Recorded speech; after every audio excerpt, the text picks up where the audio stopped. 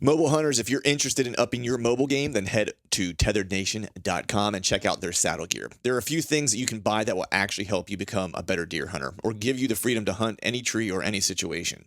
This reason is why I started saddle hunting in the first place and why I use Tethered's gear. I can honestly say that Tethered's saddle gear has changed how I hunt for the better.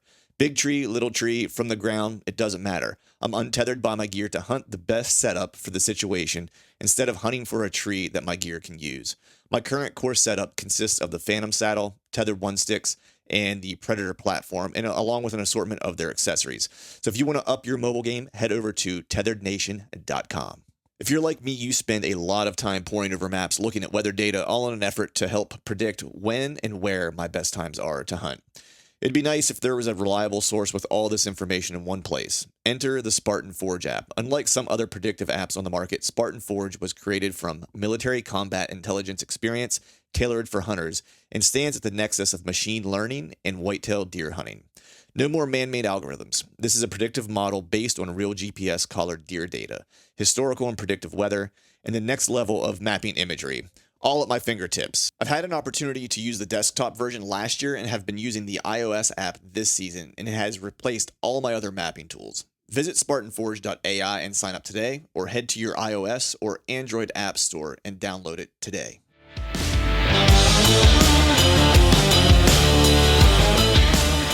Welcome to the Truth from a Stand Deer Hunting Podcast, brought to you by Skull Brew Coffee Company. I'm your host, Clint Campbell, and you're listening to episode number 265. Today we're talking with my good buddy Corey about killing his biggest Iowa archery buck to date, so stay tuned.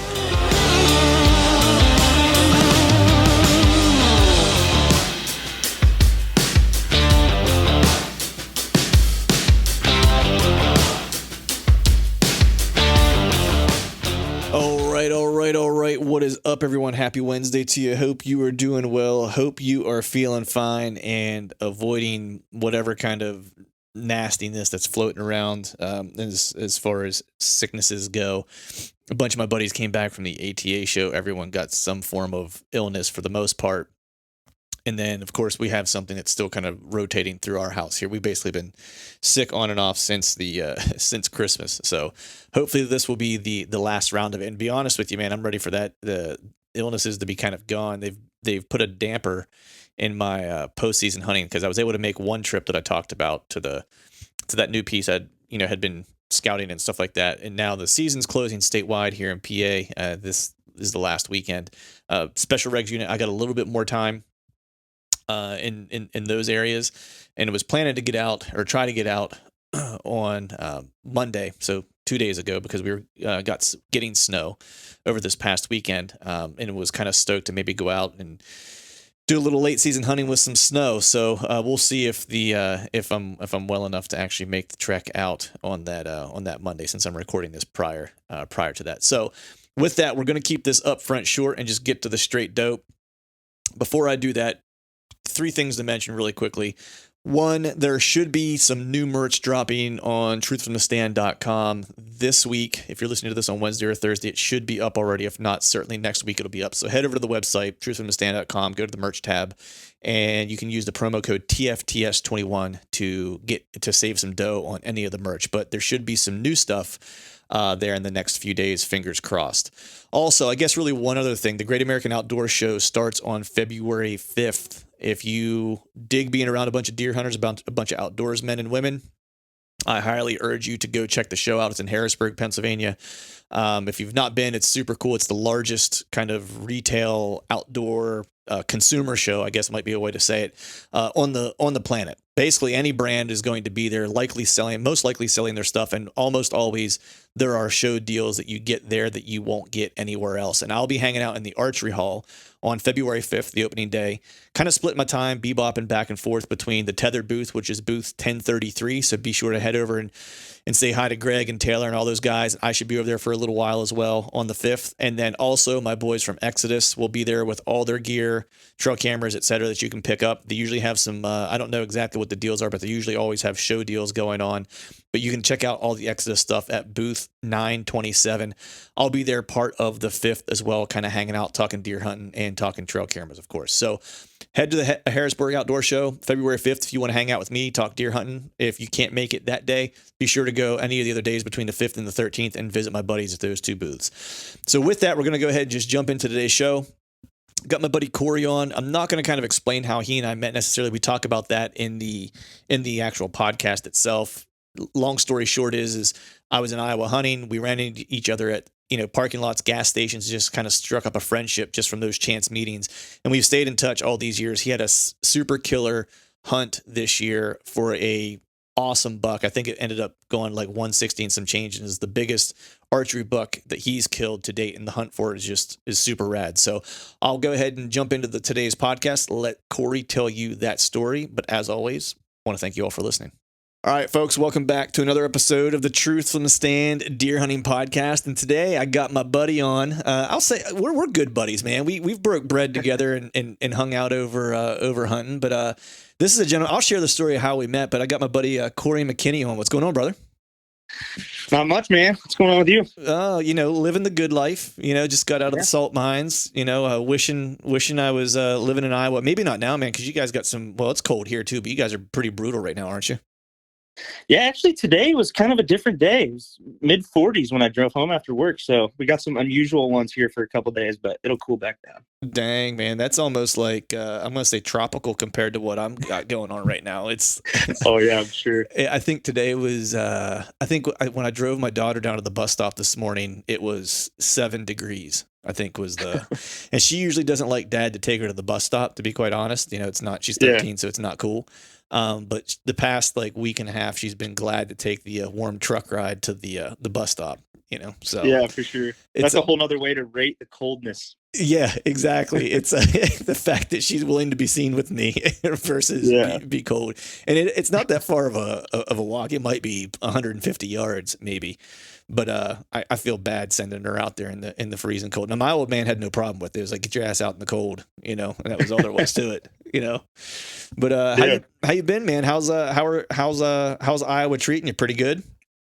Yeah, it's been great. Yeah, just, working and hunting, and unfortunately, I guess today is the 11th, so this is the day after the last day of hunting season in Iowa. So it's just doing a lot of ice fishing for me. That's my next step. That's how I get from one point to the next. So nice. It's going good. Nice. Yeah. I think we have, statewide, we've got one more week because we're recording this on the 11th. I want to say the 17th, so Monday, 16th, so maybe the 15th, or something like that is like next weekend. This coming weekend, I think, is the last weekend. Yeah. But that's for statewide. But special regs where I'm at, you get a little bit more time. So I got a little bit of time left. I mean, I was hoping to maybe try to get after a couple bucks that were local. None of them have kind of showed up on camera and things of that nature. And so now you're always at that weird period this time of year where you're a little nervous about killing does. At least I am, based on, unless I can get a really good look at it and know it's not a shed buck. And so it makes me just have a little bit of pause about flinging arrows this time of year because I could be killing the deer that I want to kill next year type of thing, Yeah. Which would make me pretty sad. But man, it's kind of like I mentioned at the top, how we met was kind of interesting because people always hear or talk about these horror stories when they go out of state to hunt, right? They say, the locals slash my tires and, or kick my door in or whatever the case is, right? They get garholed where if someone tells them to go hunt over here and it's like there hadn't been a deer there in 30 years or whatever the case is. Yeah. But I will say just in my travels in general, the different states I've traveled to, I've not ever to this point, knock on wood, run into a local who's treated me badly to the point that is exactly how you and I met.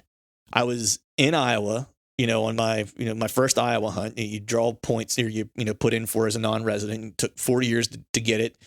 We were hunting the same piece of property, same piece of public. Yep. And if I'm not mistaken, we both walked out about the same time to our trucks. We got to the same place. We were at that parking spot and we just kind of struck up a conversation in the parking lot. And, you're like, oh, you're from Pennsylvania. And I was like, yeah. And you're like, how long are you out here? I was like, oh, I'll be out here 2 weeks. And we just kind of started and this is what I love about bow hunting. It's like we just started kind of immediately chopping it up. You were talking about a deer you were hunting in this one kind of area, and I told you where I was kind of at, and you're like, oh yeah, you're not going to bother me at all. Keep doing what you're doing. And then I don't know. This was the thing where I was like, Corey's a solid dude. Like you were like, hey, did you scout this other piece over here, or have you looked at it? And I said, yeah, I scouted it in the spring for like a quick walkthrough. And you said, hey, down around this other part, have you been down there? And I said I hadn't made it down there, but that was one of the spots on the map I was looking at. And because you live in the area, like you've run cameras and are familiar with that area, really, really well for years. And you just kind of gave me a piece of intel saying, hey, I've seen good deer over there in the past. I think you had some buddies in that might've been in the year before or something like that saw some good deer over there. And, it wasn't like you gave me GPS coordinates or anything like that. You were just like, hey, if you're looking for another place to kind of see where you can find some action, I would head over there and just kind of take a look. And sure enough, that's what I did. And that's where I ended up. From on that trip, I would text you pretty much after every hunt, like what was going on. And I text you when I missed that one big one and I finally killed one and text you. But from that day, I was like, this will be a dude that I talk to probably for the rest of my life, just based on that one chance meeting in a parking lot. And then we ran into each other at Casey's, like 3 days later, and that's just like the coolest.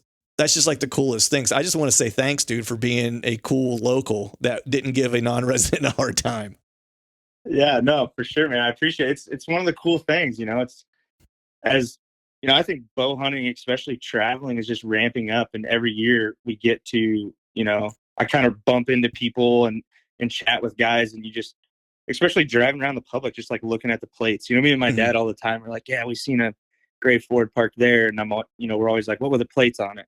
Just curious are we getting guys from all over? Are we getting guys from wherever, but we're all in the same game. Right. So it's cool to share stories and hear and see how other people are doing. And, if you can help out and get another guy a deer, right? That's the whole point of it. Yeah. Yeah. And that's just, that's why you and I will always kind of, stay connected, because that's, those are the type of folks. If you're smart, you try to surround yourself with people just like that, that are, no matter if it's hunting or whatever it is that you're doing, that are willing to support you and happy for your success and stuff like that. Cause, that was, it actually, like, that conversation you and I had when we met kind of shocked me, to be honest, because not only did we start talking and you were kind of sharing some intel with me because you know the area really well, like you actually started sharing trail camera pictures with me. Like, hey, I've seen this deer over here. I've seen this deer over here, and I was just like, man, I was like, this is just like the cool, like I've never run into anybody out of state that's done it. I'll put it this way. I don't know that my buddies would do that with me, like locally, you know what I mean? Share that kind of information. But, it definitely set me on the right path, and I ended up filling a tag and made a really good buddy out of the whole deal yeah, man, it's like now whether you like it or not, man, you got a lifelong hunting buddy, and I'll be bothering you when I come back out. It should be like 2 more years and I'll be back out to visit you. Yeah, right on, man. You're always welcome. My parents got a cool place down there. You always got a place to stay when you come. But, I just want to reiterate. That's not the word I'm looking for. Reiterate. I got you. I knew what you were saying. There you go. Yeah. Yeah.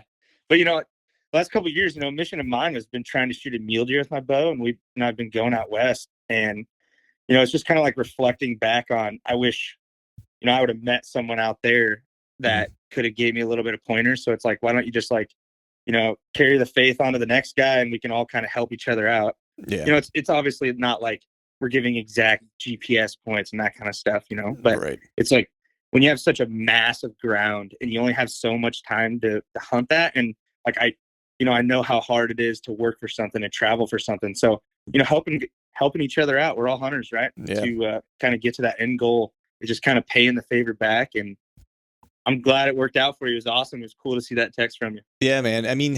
I think too that, because I certainly have people reach out to me, like to states that I've gone to. And I just had a buddy tonight text me and say he's getting ready to, I went to Kansas this year, and he's starting to make plans for next year. And so he was just pinging me, asking me some questions. And I think it's one of those things that you recognize when someone's putting in the work. You know what I mean? I think that's the biggest thing. Like a lot of times you'll get guys, maybe they're younger guys that maybe aren't kind of hip to like the etiquette, maybe might be the right way to put it, about how to go about looking for information, right? Because when you and I met in the parking lot, my first question wasn't to you like, hey man, are there any big deer around here? Like certainly that would probably turn you off, right? It's like, Yeah. first thing I'm out of my mouth is like trying to get you to tell me where the big deer are at. It was more about like, hey, where are you from? Oh, I'm from here. How long you here? Oh, I'm here. It's like, yeah, scouted over here. And we just start talking hunting. You know what I mean? Like, and that's really where it started. And then from there, you're like, at least this is how I am. I'm like, all right, this guy's like, he's looking, he's putting in the work. It's like, I can probably just point him in a general direction and let him go, and most guys that are like that, like they don't want the GPS coordinates. They just want to know, am I headed in the right direction? For sure. And that's really it. And that's what I try to do with my buddies. It's like if someone hits me up and says, hey, I'm going to Missouri, what do you think of these units? And if I've scouted them or e-scouted them before, it's like, I'll tell them like, hey, that eastern side looked pretty good to me when I was there. There was a good amount of sign there. The western side got a lot of pressure, or the top's got a lot of pressure, or there's a lot of really bad access. So I don't know. I'd maybe steer clear of it, but check it out. So I don't want to tell someone what to do, but I'll certainly tell them what my experience was.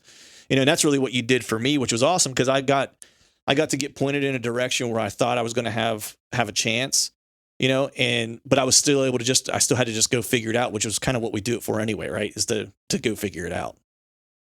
Yeah, I mean, it's hunting, right? That's like, it's not all about just shooting a deer. It's funny growing up. My dad used to always say, like, are you a hunter or are you a killer? Right. Right. It's like, do you want to put in the time and outsmart them? And, that's part of it. And then being able to, connect on your opportunities that happen. Yeah. And, like that year too, like I was speaking to you just from past history. I didn't have any stands in there that year. I was just saying, yeah, I know roughly that the deer move that way, and I've seen some good deer in neighboring cornfields moving that way. So it's not like I was pointing in the exact spot. Right. How was did you go out west this year, man? I didn't. So I'm dipping my toes right in the Western world. Me and my dad this year actually started purchasing points for Wyoming and Montana. And elk's on our bucket list. We want to get and do that. But just trying to get into the Western game. It's been the last 2 years. I actually went to Nebraska just because it was the easiest over-the-counter archery mule deer tags. Yep. Didn't shoot anything, but definitely gained a lot of experience. I'm an Iowa whitetail tree stand guy. Spot and stalk is like a whole new world to me. So I learned a ton. It was a blast. It's my wife. I always come home and I'm like, God, it was so hot and it's sandy. And she's always like, you got to go somewhere different next year. I don't want to hear you complain about it. And then next year comes around and I'm going back. Right? Right. Yeah. Exactly. But no, didn't make it this year. Life happens, work out crazy, but I'll be back. I'll be back out there. Yeah. I can attest that transition to the pure spot and stock game, because that was pretty much the whole game in Kansas this year was that. I mean, where I was at, there weren't a lot of trees, and even when there were, they were all, thorny ass locust trees or, or just like 80 feet wide or around, cottonwood trees or whatever the case was that you couldn't get into anyway. And so it was all ground game. I was in a tree, I think maybe 3 different times out of the, whatever it was, like 14, 15, 16 days that I was there. And it's just, I don't know, I feel like it definitely sharpens your skills because you have to be so much more attuned to like every move that you're making, like all of your surroundings, what your setups look like, where the sun's hitting, of course the wind naturally, because you certainly aren't cheating the wind when you're on ground level. You're certainly not cheating, visibility and movement. What's been the hardest part for you in terms of the learning curve of how to transition from hunting elevated to being on the ground consistently? Yeah. So, I mean, like the first year I went to northwestern Nebraska, so it was a lot more wooded. It was kind of like that. It kind of looked like not really badlands, but, a lot more of that like bluffy tree country. Yeah. So that was a lot of just like spot and stock experience, Right. Not just like blazing your head over the top of the hill and getting skyline. And a lot of just general spot and stock stuff. Last year I hunted in the sand hills, which the biggest thing for me, and I actually went with a buddy of mine that lives down in Southeast Iowa. And the biggest thing I think for both of us really was like mentally, like thinking of, when I walk through a wood, the timber here, I'm constantly thinking about like whitetail habitat and food and cover. And when I go out there, my mind kicks to whitetails. I think of where are the trees, right? They're Mhm. staying in the cover. But when you're hunting mule deer, like you'll find them out there in the middle of nowhere. And I'll Yeah. be like, where are they staying and eating? And it just confuses me. Yeah. So it was hard to like, tell myself, okay, there is trees over there, but we're hunting muleys here. We need to go to a different habitat and kind of understanding. And I don't know much about mule deer, so like really learning how the deer, bed and feed and kind of how they move was kind of the biggest step for me. And we would still find ourselves like, oh, that looks like great cover over there. That's whitetail cover. Right. That's not mule deer cover. So I think mentally, like understanding the habitat of the animal was kind of the biggest step for me. But Yeah, I would agree with that. Even with whitetails in Kansas, it was similar, just in the sense that there wasn't a lot of timber, and so you had to think about cover differently. And out there, and it was just so hard to like switch my brain. Like I academically knew it because when you just look around, there are no big blocks of timber, big clear cuts or anything like that you would typically want to go hunt. At that point, their cover is a big CRP field, a field of millet. I don't know how many times that Chad and I saw deer pop out of a field of millet that we just didn't have or Milo, or whatever the case was. It just like they appeared out of nowhere, like out of thin air, like, oh, there's some deer. It was just like, where were they at? Like we've been here for 2 hours and we haven't seen them, and all of a sudden out of nowhere, they just kind of appear. That was the biggest thing. So I totally agree with you. And I think I'm a big advocate of trying to take what I already kind of know and how do I kind of use that. So the one thing we started doing, and Chad capitalized on this and killed a hammer deer. I think I sent you a picture of that deer. I think you did too. Yeah, it was a giant. And what we started kind of looking for then was because it's also crop rotation out there too. Because it was funny talking to locals. They actually didn't really start hunting hard until like after we left, actually. Like most locals we talked to said, yeah, I got into a tree a couple times in October, but we'll get cranking here in another week or so. And probably like around Thanksgiving, because there were still some crops that were standing. And so what we had kind of started looking at was, where are some areas that have like a block of timber or, like a draw that has like a cedar thicket that kind of runs along the draw or whatever the case is, and has the crops all pulled out around it, at least the adjacent properties. It might not be like all the properties around it, but at least like the closest properties have the crops pulled out, because now the cover game becomes a little easier to figure out. Whenever you've got a standing Milo field or a millet field here, and you got CRP over here, and then you've got a cornfield that like only a third of it's cut. And, it's like, well, yeah, they could be anywhere at that point, so we started kind of doing that, and that was when we finally started seeing more deer. But that took, like a week to probably figure that out, to like, how are we going to, just consistently see deer.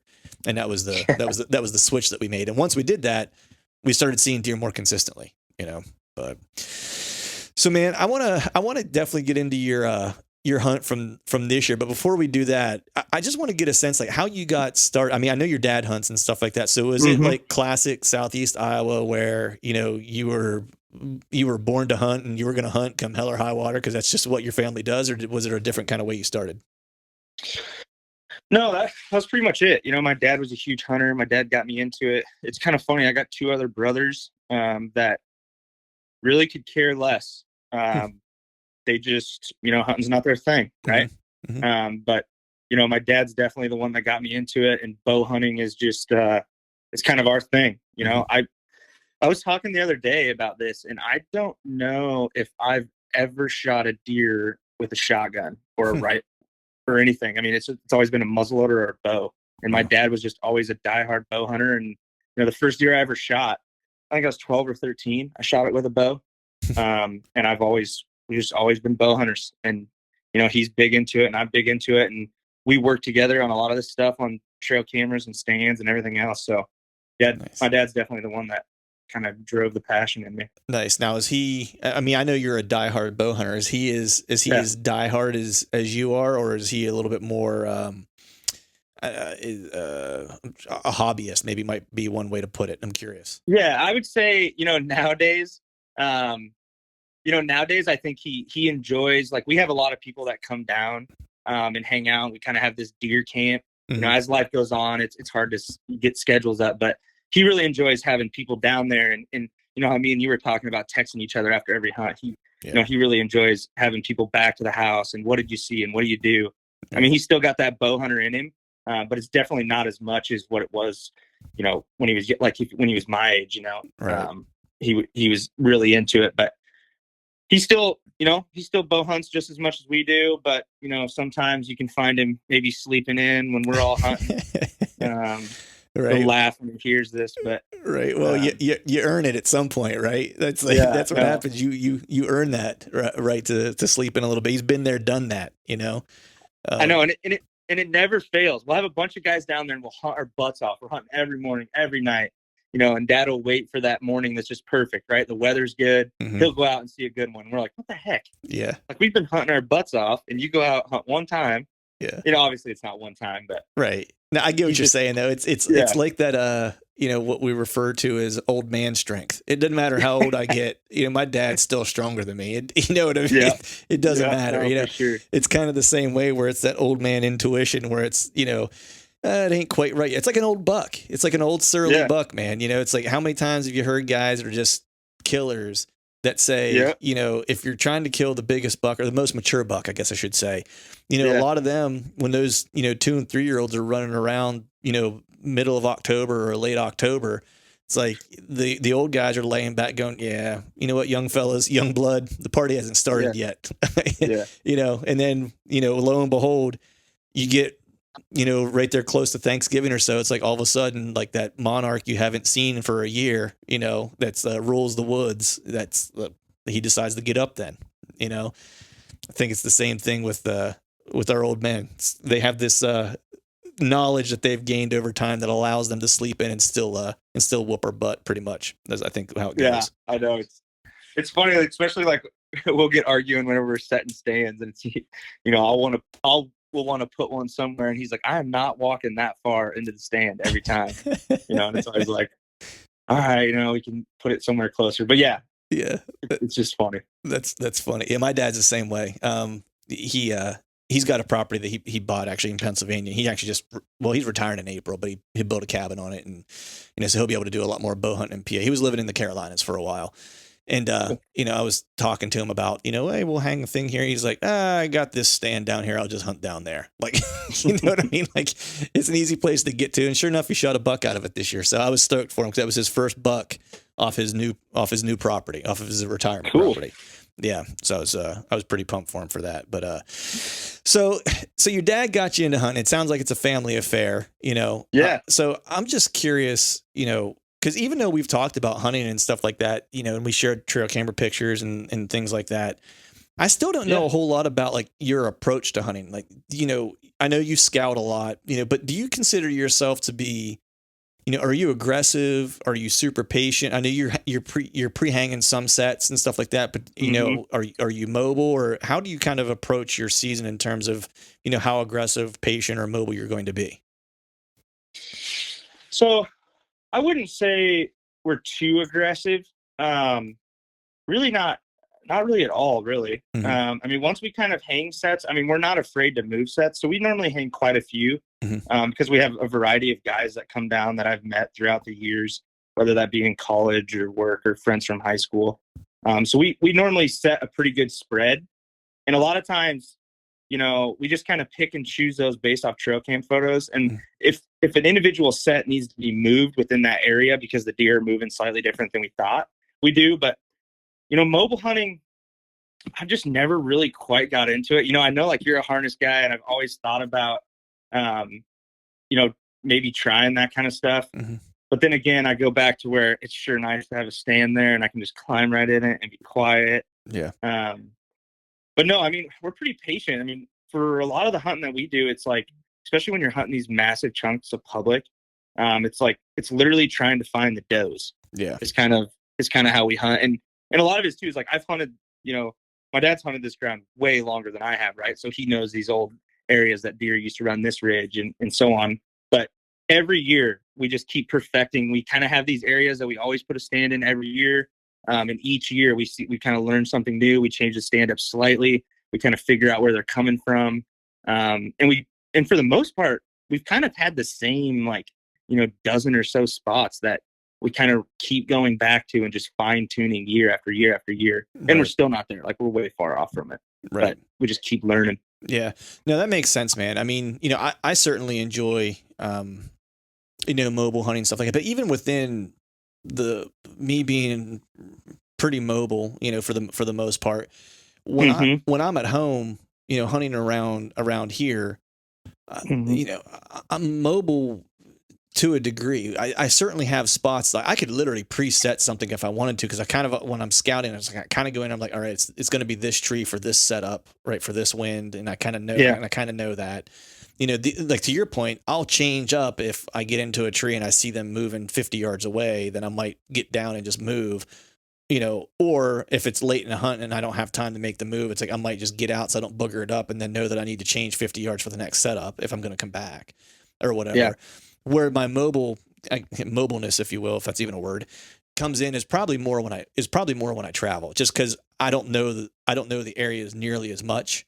For sure. And so I have to kind of go spend time finding them, whereas at home, so much pressure in PA, I'm going to try to find like the little gem where there's a bunch of pressure around me, and I'm going to kind of like go to that one spot, that void where no one's at, Yeah. and that's going to be the spot I hunt, but like you said, your dad's been hunting that area for forever and has a pretty good beat on it.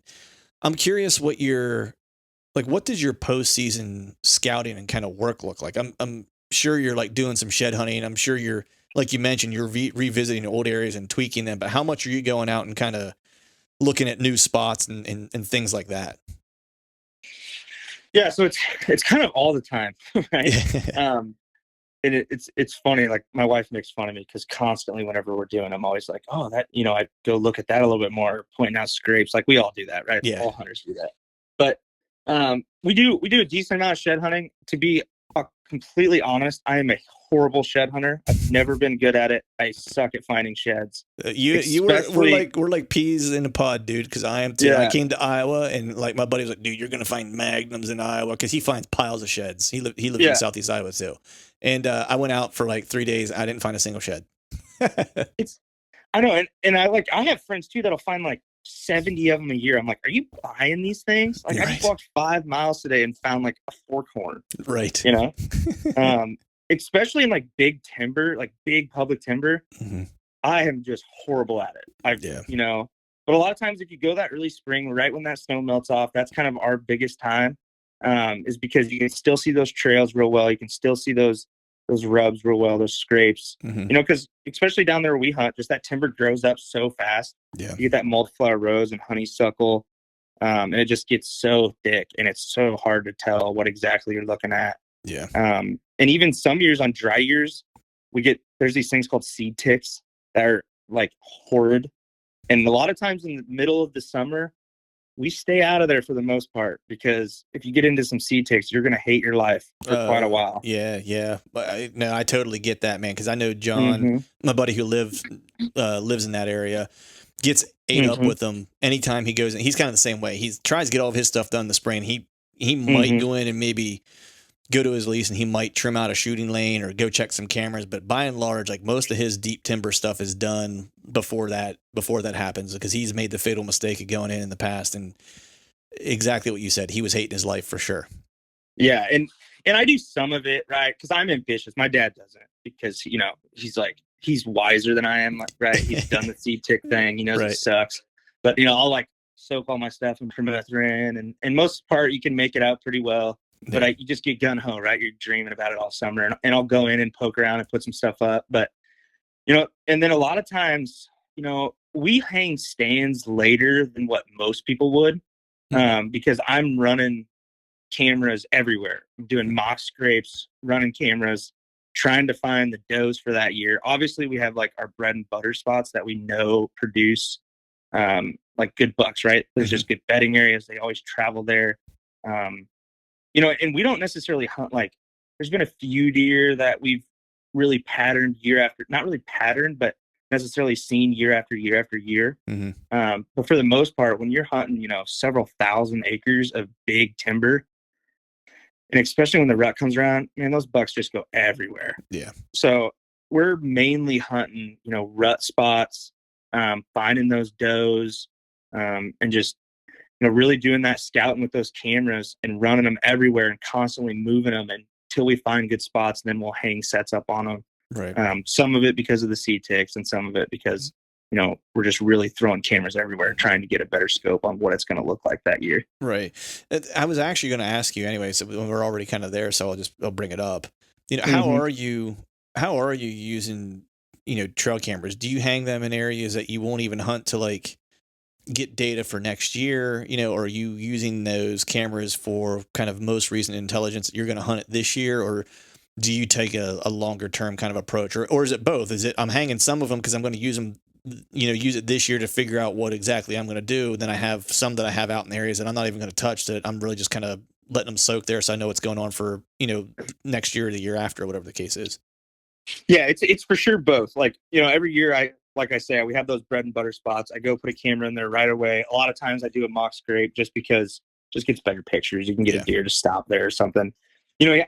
Sometimes I can't hang cameras exactly where I want them because it is public, right? And I don't want to get those stolen. We haven't had too bad of a problem with it, but anyone that hangs a lot of cameras on public over a period of time is going to have cameras stolen. Yeah. Unfortunately, it's just inevitable. But there's a lot of like, driving around. The year before, I seen a good buck cross the road there. So I dive in there, go hang a random camera up there to kind of see, I've never hunted this spot before. What's it going to look like?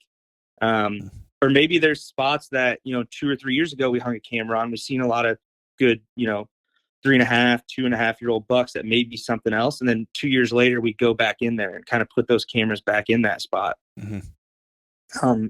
Down at my parents', we have a big map on the wall, right? It's like a 4-foot by 4-foot map that's kind of got our farm and then, all the public. And we kind of just put stickers on it. We're always kind of keeping tracks. And we always have these funny names for spots. Like some of it's because it's comical and some of it's because no one else knows what we're talking about. Right. These names. Yeah. But yeah, we're always kind of thinking about like, oh yeah, 2 years ago we seen, there was a pretty good buck there that, if he's got some years on him, maybe he's back around, see if we can pick him back up. But right. Like I said, it's just so hard to pick deer back up in that big timber like that. They move, especially when you get pressure like you do. Yeah. Them old bucks are smart. Yeah, for sure, man. I mean, it's and that's a big chunk, too. It's not it's not small. And I can attest to just, even hunting in PA with, big timber, it's, those deer, and it seems like they can almost bed anywhere too. That's the other kind of the kicker. It's like I've seldom in big woods found consistent bedding. I've found beds, and I'm not the best bed finder by any stretch of the imagination, but they just seem like they get tired somewhere and they lay down. Like I know there's a more of a rhyme and a reason as to why they're bedded where I've found beds and stuff like that, but I haven't been smart enough yet to figure it out. Figured out consistently. But you mentioned, mock scrapes to get, and I use a fair amount of mock scrapes as well. And I'm just curious, when you're hanging your cameras, if you're using a mock scrape or whatever the case is, are you using that, during the summer as well? Like, like a primary scrape area, or if you're finding primary scrapes, are you hanging there? Are you mainly trying to hang them on maybe exit trails of bedding or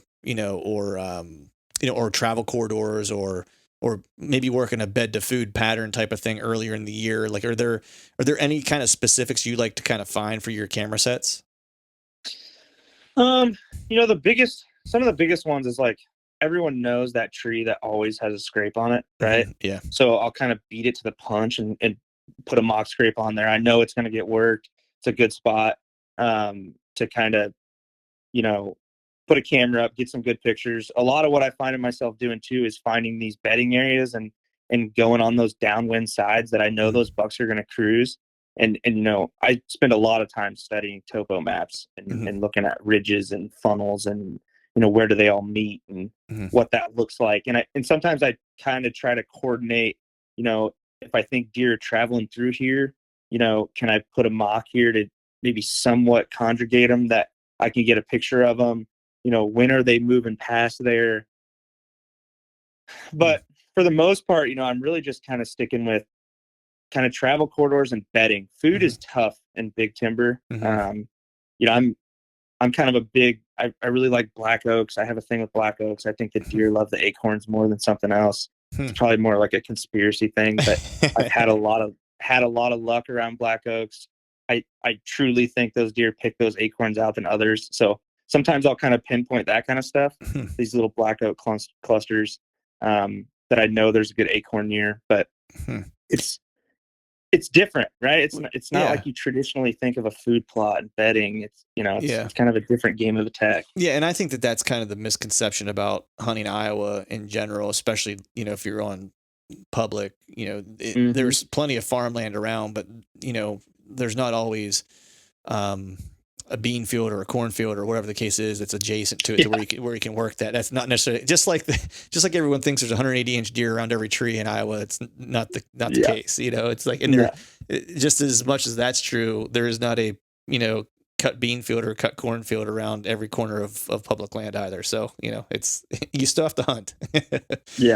Contrary to popular belief. So two things, man. Studying topo. Is there anything that you've found consistently in Iowa in general, in the area that you live in? Is there any kind of particular topography feature that you found, or connection of topography features that you found to kind of consistently produce, like even if you didn't kill there necessarily, but you've run cameras in those types of like features consistently over time? Is there anything that has consistently produced for you that you can kind of think of?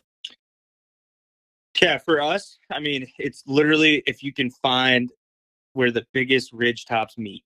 Okay. Those deer that where we hunt, there's a lot of really deep draws, right? Yep. And those deer will work up the top and cut the draw at the top. And a lot of those bucks will work those side hills. We rarely see bucks working the tops of ridges. They're always working just down off the edges of them. Yep. But that's really what we look for. And I study, topo maps. The map that we have hanging on the wall at home. Some of the stuff I do for work, it's not really a textbook topography. It's called LiDAR. It's kind of like a laser hillshade thing, but it gives topography. And we'll stand there and look at that and there's two big ridges meeting there. And we definitely put cameras down at creek bottoms and stuff and can get pictures and get good pictures of deer, but the wind never works out for us well. It always swirls bad. And that's one of the reasons why the big bucks stay down there, because they know they can get a scent from just about everywhere. Right. But we always like to be up on those ridge tops. A lot of times access is good, that we can just, a lot of times roads and trails and stuff in public almost always kind of take those ridge tops, right? Yeah. And kind of looking at, as well as like looking at trails, whether, however you look at them, whatever website or you want, you can find that kind of stuff. And sometimes trails influence deer too, right? Like hiking trails and such. But really our primary thing is, looking at where do those big ridges meet. Or sometimes we get to those big ridges, we hunt those, and then we see that the deer are actually crossing over on the two, slightly down from that. And that's kind of where I talk about we adjust those stands slightly in those core areas. But it's really just those ridge tops where they all come together. Try to find 2 or 3 massive ridges coming to the top. We know those bucks are going to cut across there somewhere, especially if you can get it. We have prevailing northwest winds here in Iowa. If you can get it just right to where a buck could cruise that ridge top and smell up all them draws, those are always great spots for us. It's funny because hearing you kind of describe that is kind of like I experienced all of that while I was there. Which was a little bit different. Like the prevailing northwest was something that was a little bit different for me, because we get a lot of prevailing southwest here in PA, right? But when you talked about using those trails, where I missed that first big deer was down literally a logging road that was just kind of tore up with scrapes and a rub. I think I sent you a picture of that rub that was like neck high on me. Yeah. And I was just like, man, there are too many rubs all in one, or too many scrapes and too many rubs all in one spot. I'm stopping here. And like literally an hour later, that buck come walking up that trail. And a lot of people overlook that stuff because it's just the easiest access. Right. But it, like, the sign was undeniable, and a lot of people, my buddy killed a killer deer here in Pennsylvania, and I think he said he was 20 yards off the Appalachian Trail, like where people hike all the time. And then when you're kind of talking about them running those ridges, the one thing I found was I was actually following when I missed that deer and I was trying to relocate him. I kind of walked back through that whole area back there and was actually following like a rub line and a scrape line. And he was almost, and I've heard people talk about this specific to Iowa, and I'm sure deer do it other places, but the one guy I was listening to kind of talk about it, it was an experience he was having in Iowa where it was clear whatever buck was laying down this sign, and I think it was the deer that I missed, was ridge hopping. So it was like there was this ridge that kind of runs, I'm just going to say east and west. I don't remember directionally what it was, but then there were small little fingers that kind of popped out that ran, like south, for example. And he was basically just kind of like hitting the top of one ridge, laying down sign, hitting a rub, kind of side hilling it, but like ridge hopping, going over to the next finger ridge, laying down sign, going straight up over, going to the next finger ridge. But it was also kind of just using like that side hill as he would ride the rim around and then cross over. And he would just ridge hop until like I finally found a bed and jumped a buck out of a bed. I don't know if it was him or the one that I killed. But then that was where the sign kind of all culminated. And that was actually where I set up and killed that deer. Which was kind of interesting because it kind of, it's all those things that you just kind of mentioned kind of coming together, which was kind of cool to see it all play out. But yeah, it's funny to us too. Like you talk about like logging roads and trails. What I've learned, over the years is that a lot of young bucks early will really tear up those logging roads all the way down them. But what we've really learned, and what I like to do, is walk those logging roads, the hiking trails, whatever, and there'll be scrapes all the way down them. But a lot of times you'll notice like the consistency, or there'll be a lot more of them in one spot rather than the other. And then a lot of times when you find that spot, you can find a rub or a scrape just slightly off the trail. And that's a lot of times what we like to look for too. And then look at the topography. Like, is there multiple ridges meeting in that one spot? And a lot of times that's the case, that those big bucks are just crossing that trail there. They might come up a ridge, get on that hiking trail, that logging trail, work their way down, and then get on another. Well, that was exactly what he was doing, because he was coming up that. And that was why I ended up rushing the shot and missing, because I thought he was going to come up to this big scrape that was right behind me. But I didn't see the one that was like 20 yards down the trail a little further. He hit a licking branch down there, hit that scrape, and then he dipped off into the timber and was going to go up over to that ridge. And so you're exactly right. That's exactly what he's doing. And so when he did that, I had a holy shit moment and thought he was going to walk out of my life. And I had more time with him than I thought I did. And I ended up rushing the shot and missing him. But and we see that a ton. Like, and we've been guilty too. And sometimes we do hunt right on logging roads or hunt right on hiking trails or old railroad tracks. But most of the time, unless you get just like some big old buck rutting a doe, right? You don't know what the heck they're going to do. Yeah. But most of the time, it's a lot of younger bucks that'll walk directly down that trail and follow that trail. Right. The good deer that we've seen, they're coming off a ridge. They're hitting the path of least resistance, where they can get over to the next one, and you kind of see that congregation of scrapes and rubs in that one spot. And you're walking down the trail, it's like, oh, there's one. And then all of a sudden they start picking up more and more. A lot of times you see a big community scrape right there. We look for that a lot, and I'm always looking off the trail, like, where's the rub off of it? What ridge are they going down? Because they're going up the ridge from a drainage and going down to the next and catching the next one, right? Yeah. And just like you're talking about the ridge hopping kind of thing. Yeah. That's awesome, dude. This is like such good information for me for when I come out next, because because I've been there once and hunted it once. It's like I can literally visualize as you're saying it, like some of the setups that I had going, like, oh man, that's why that sign was there, and that's where that buck would have been going, and so it's totally making sense. Why do you think you mentioned black oaks? Why do you think that do you have a hypothesis why you think you have good luck, or what your conspiracy is, why you like those black oaks so much? I don't. Great answer. So it's funny. I'm actually a forester by education wise. Okay. So I went to school to be a forester, and it's not exactly what I do now, but so I kind of have my dad gives me crap, calls me a tree hugger all the time, right? But I like my trees, right?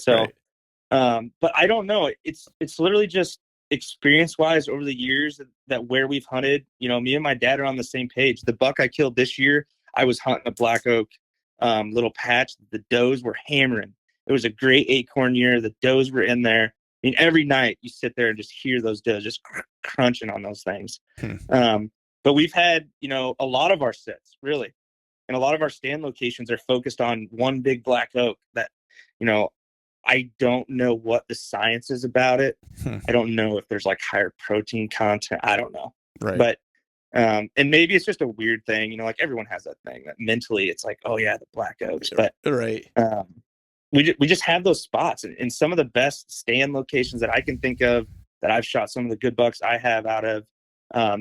There's always been a black oak there that those does are eating acorns off of. So I wonder if it's I don't know. Is it just, are they, I'm just like trying to put a rhyme to a reason. It's like, I'm wondering, like, is there a certain like pH of soil that they thrive in that's like usually always associated with like thick cover? Like, I don't know, I'm making stuff up, you know what I mean? Like, I'm trying to think about what could possibly be the difference between why a black oak and not a white oak, you know what I mean?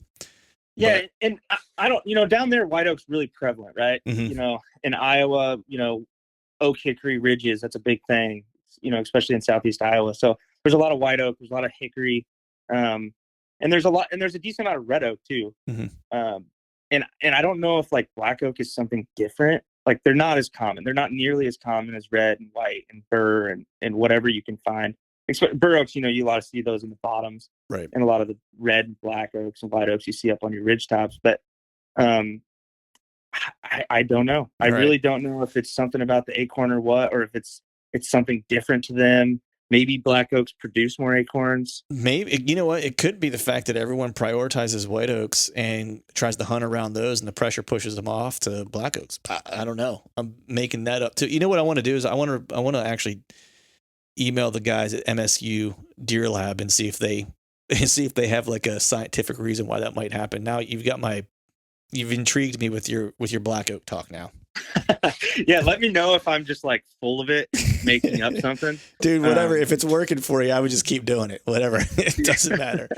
But speaking of working for you, man, you killed an awesome buck this year. Yeah, thank you. And I was super stoked whenever you sent me that picture. Killer buck, magnum, super big deer, super cool rack, tall, tight, just, like the quintessential hammer Iowa buck.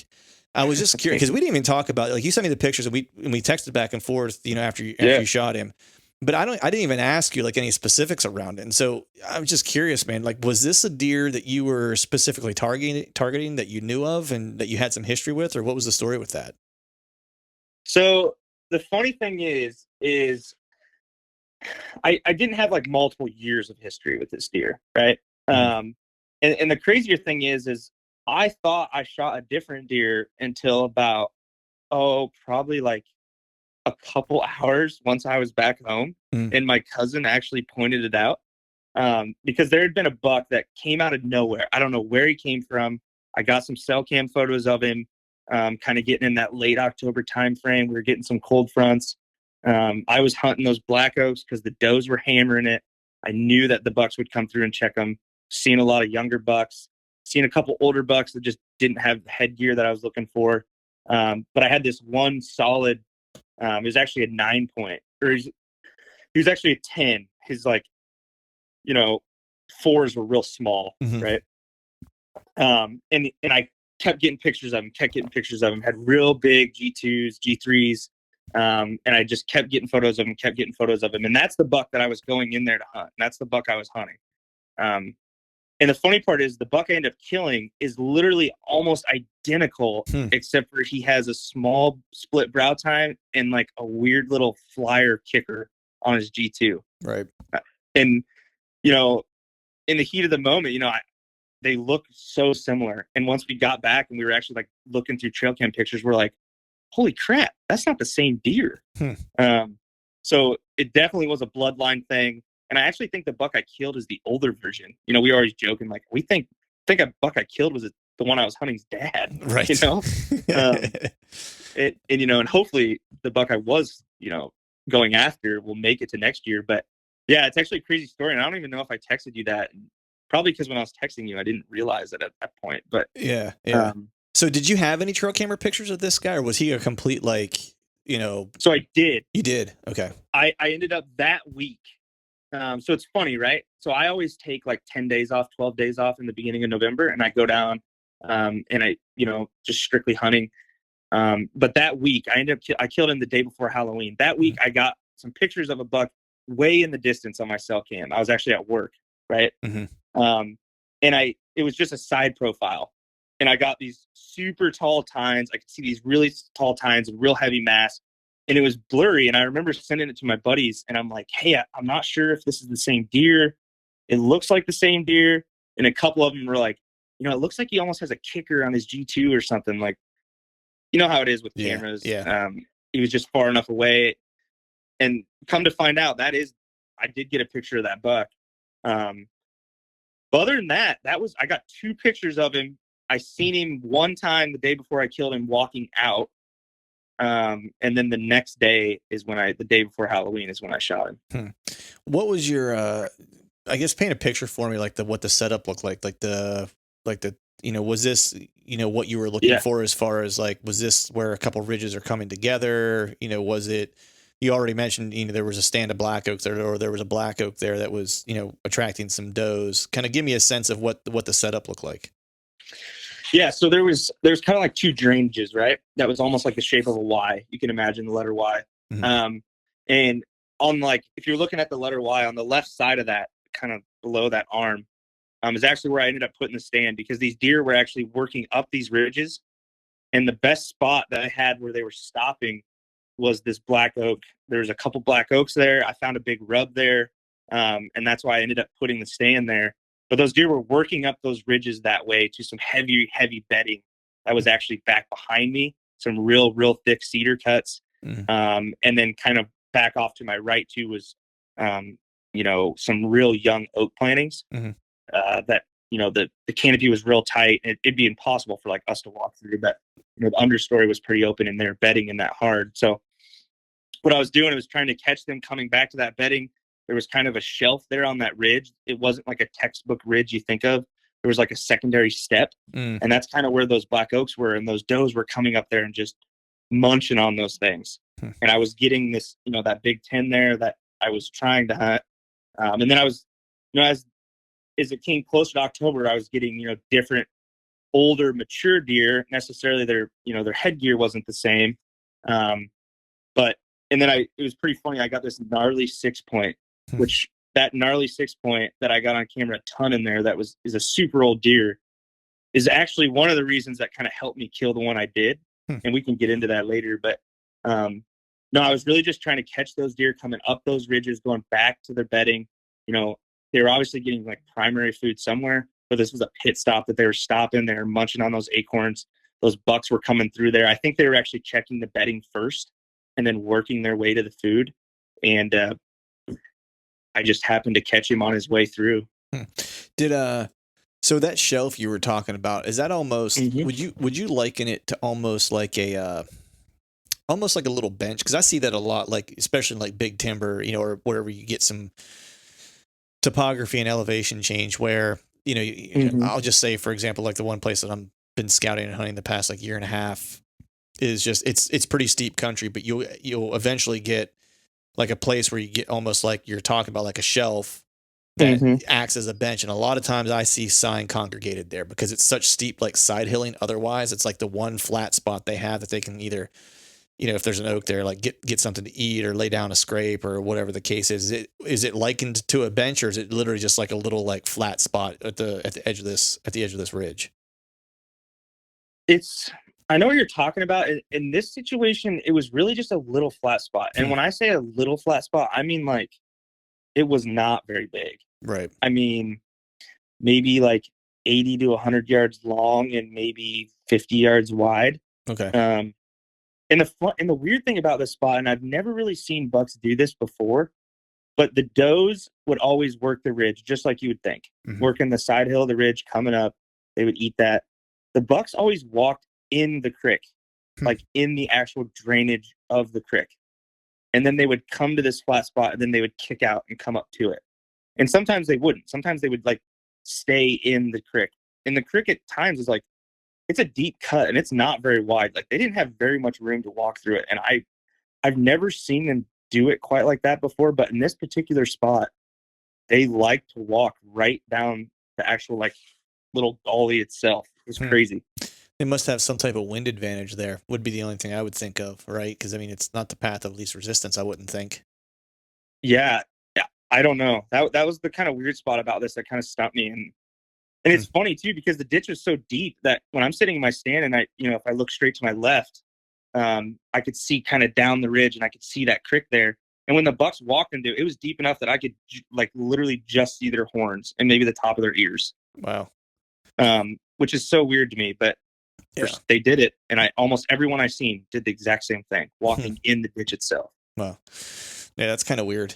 Yeah. What was so you're in for the hunt the day that you ended up killing this deer. Like how did all that play out? Like the approach and the shot and like was he coming in? Were you giving up the wind to him? Like how did he come in on the wind? Like what was all that? Yeah, so it's funny. I mentioned that I normally take 10 to 12 days off. So this would have been the weekend before I had 10 days off for deer camp, right? Nice. And I went down on a Friday night, came around Saturday. It was actually warm. The day before Halloween, I think it was like upper 50, 60. And I was like, you know what? I'm going to hunt. It's this time of year. I know it's going to, anything's possible. You got to look past what the temp is. You just got to hunt. So, my hopes were low, but I went in, set up. And as I'm kind of looking forward, I had the wind kind of blowing, kind of to my left side and kind of going over my right shoulder. So almost right in the face, but a little bit off to the left. And I had some does feed right up the draw like I thought they would. They came right to that bench. They were munching on those black oak acorns. And the funny thing is that gnarly 6-pointer I was talking about ended up, I'm not sure where he came from exactly, but he ran in there and started chasing those does around, was grunting and making a fuss, chasing them back and forth and around me. And I think that's kind of what the buck I ended up shooting heard. But I was just watching this old gnarly 6-point chase these does around. And I happened to look over to my left and down in the ditch, like I was just talking, I just see, the side profile of a rack that's got these huge G3s. His G2s are a little bit shorter, but just really tall tines. And I could tell by the way he was walking that he definitely heard that other buck. He knew what was going on. And he wasn't necessarily like all burled up and posturing, but he kind of had that body language of, I'm going to come in here. Let's see what's going on. Right. So at that moment, I was worried that he would stay in the creek and work the creek all the way down and not come up to this flat and give me a shot, because I've seen bucks do that before. So I'm watching him walk down the creek, and I was, I'm contemplating in my head. I'm like, do I grunt at him? I know he can see directly up here. So if I grunt, he's going to look up here and not be able to see anything. And then, is he actually going to come up here? What's he going to think? I don't want to throw just a grunt out of nowhere when he can see the buck in front of him. So I'm just watching him work down this draw, and he ends up stops and makes a scrape in the creek. Like there's kind of like the two draws, like the Y, the two parts of the Y come together, and he literally is like scraping the sand. So I know he's riled up, right? Yeah. He wants to figure out what this other buck's doing. And someone was looking out for me, because that old 6-point ended up running a doe kind of over the top of the ridge to my right to where he couldn't see them. And he starts grunting down there in the ditch as he's making the scrape. So I just immediately threw my grunt call, kind of put it under my right armpit, threw a grunt back the opposite way. And I've never had a buck do this before, but he literally turned, jumped right out of the creek, stood on all fours, looked right up at me, and just snort wheezed his butt off. Wow. I was like, it blew me away. I wasn't expecting him. I knew he was riled up, but I wasn't expecting him to be quite that aggressive at it. Right. And it just played out perfectly that other buck chased the doe over the ridgetop. He couldn't see it, but he knew they were over there. And literally all it was just one grunt, because that old buck was chasing the does around. He hadn't grunted in a while, and I just threw one grunt, jumped out, snort wheezed, walks up on that bench, starts making another scrape, which was almost perfect because I had time to get my bow up. I stood up, and he just slowly worked his way right up through one of my shooting lanes. I did slightly misjudge him because he was a little closer in the shooting lane than I thought he was. But I got him stopped, settled my pin, let the arrow fly. And I initially when I hit him a little bit higher than what I wanted. Luckily, I was pretty high in the tree. I was 20 foot, 21 foot, so my angle really helped me there. Yeah. But settle my pin, let that back tension do the work. Arrow flies through, hit him. He kind of runs off a little bit, maybe 15 yards, stops, and I'm like, what the heck is going on? I could see the arrow sticking out of him. And then he walked another 10 yards, didn't flag, didn't nothing. And he literally stood there for what felt like a half an hour. And he just tipped over. Wow. And that was it. I could see him from the stand. We stepped it off. He only went like 25 yards. Wow. And it was just, and then that was the point I had to sit down because I was shaking so bad. I felt like I was going to fall out of the tree. But, yeah. I mean, that's when you know he's fired up, man, because that was all pure adrenaline there. Like he got hit and he wasn't sure what hit him. And he was probably dead on his feet and was just like the adrenaline pumping was just like, who just antlered me? Like what just happened? It's just, I'll have that, out of all the hunts that I've been on, that picture of him jumping out of the creek and, when they snort wheeze, they really stick their nose up in the air.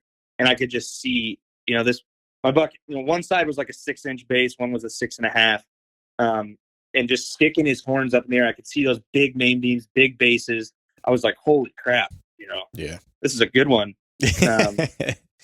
And I wasn't quite expecting it. And I luckily didn't get too worked up until after I shot. But, right. That picture in my mind, I've seen deer snort wheeze, but I've never had one that aggressively immediately right when I grunted at him, just jump up and he was ready to kick some ass. Yeah. I've never had one snort wheeze in the timber. Like I've snort wheezed at deer and snort wheezed them in. I actually snort wheezed one in Iowa. I think it was like the third day that I was there. I actually wanted to shoot that deer just for cause because I'd never snort wheezed a deer in before that. But he got a pass, but I've never had one snort wheeze at me. That's got to be pretty freaking cool, man, to see that. Yeah, it was it's just nuts. So you get out of the tree and you go to walk up on him. Like you obviously saw him fall over, so there wasn't like wasn't like an oh crap, like where's he at? Did he go down moment? Like you obviously knew that he was dead. So now you're getting out, like you finished shaking, you're not falling out of the tree. You climb down, you're walking up on him. What are you thinking as you're walking up? I mean, there was a lot of emotions because when I shot him, like in my mind, I was, I thought I hit him higher than what I wanted to. And I was worried about that. I was worried about, everyone talks about that no man's land. It wasn't that high, but it was high enough. And you always doubt yourself, right? Mm-hmm. So I was coming from like oh crap. Like, did I just make a bad shot on a perfect situation to immediately watching him fall? He's laying there. It was, I called my dad, right? My dad's telling me to be quiet because he doesn't want me to spook him, but I'm like, I can see the deer laying on the ground.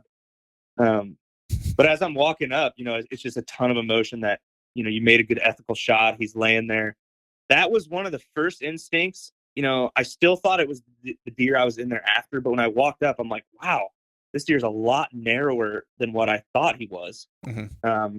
Because the whole time I just seen a side profile really, besides the snort wheeze, but everything else happening in that situation, I wasn't really looking at the width, but right.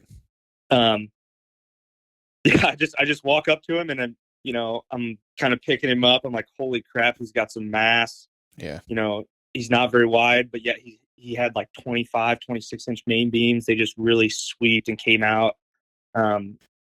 It's a bitter, but it was also like an extremely bittersweet moment because I love the chase. Mm-hmm. I love the, and I truly do love checking the camera, setting the stands, helping people get in stands and all that kind of stuff and the walking in and out. And, so it was like I'm 3 days away from my 10-day vacation.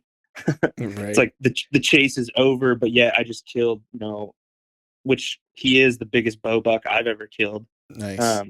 Did you put a tape on him just out of curiosity? Yeah, he went 160 and a quarter.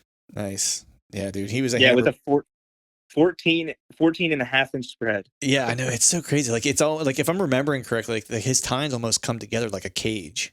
Yeah. What I mean? It's just like super cool buck, man. Like, yeah, that's a super cool hunt, especially the way he kind of, he put on a show for you and stuff like that. Like that stuff kind of I'm not even kind of that stuff gets me fired up, dude. Like I'm ready to move to Iowa like tomorrow.